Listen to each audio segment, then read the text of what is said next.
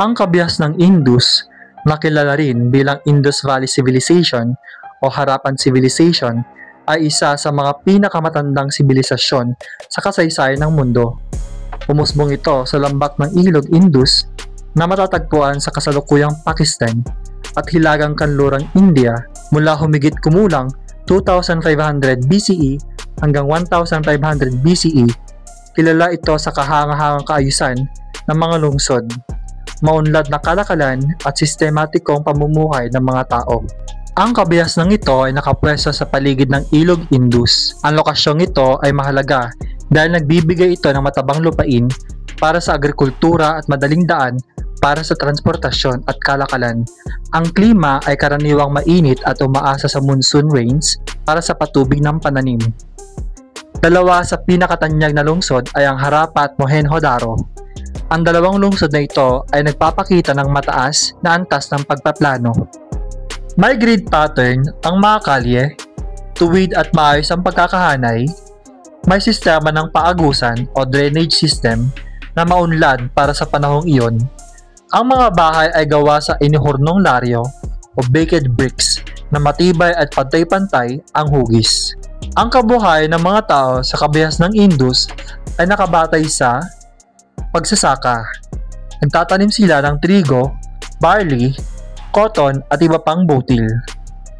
Pangisda at pangangaso na ginagamit para sa dagdag na pagkain. Nakipagkalakalan sila sa Mesopotamia at ibang lugar gamit ang mga bangka at karaban. Paggawa ng palayok, alahas at kasangkapang metal. Mahusay silang gumamit ng seal o tatak, kadalasang yari sa bato na may mga ukit ng hayop at simbolo. Gumagawa sila ng palayok na may disenyo, alahas mula sa ginto, pilak at mahahalagang bato. Marunong silang maghabi ng telang cotton na isa sa mga unang paggamit ng cotton sa kasaysayan.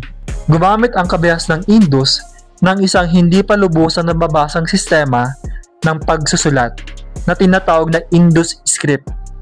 Ito ay binubuo ng mga simbolo at larawan na hanggang ngayon ay palaisipan pa rin sa mga historiador. Maraming artifact na nagpapakita ng pagsamba sa Diyos o Diyosa ng kalikasan, posibleng may kinalaman sa fertility o kasaganaan. May mga imahe na kahawig ng mga Diyos na si Shiva ng Hinduismo na nagpapahiwatig na ugnayan sa kalaunang relihiyong Hindu. Mahalaga sa kanila ang malinis na tubig batay sa lawak ng kanilang drainage system. Maraming teorya ang isinulong ukol sa pagbagsak ng kabias ng Indus. Pagbabago ng klima, pagtuyo ng ilog o pagbaha ng sumira sa agrikultura, paglusob ng mga Aryans, mga tribong nagdala ng bagong kultura at relihiyon, pagbagal ng kalakalan dahil sa mga natural na sakuna at pagbagsak ng ekonomiya. Kahit matagal nang naglaho ang kabias ng ito, nag-iwan ito ng mga mahalagang kontribusyon. Kaalaman sa urban planning at infrastruktura, maagang sistema ng kalinisan at kanal, pagpapakita ng organisadong lipunan at pamamahala, mga ideyang may koneksyon sa kulturang Hindu at iba pang tradisyon sa India. Maraming salamat po sa panonood. Huwag kalilimutang i-like ang video at mag-subscribe sa ating YouTube channel. Thank you!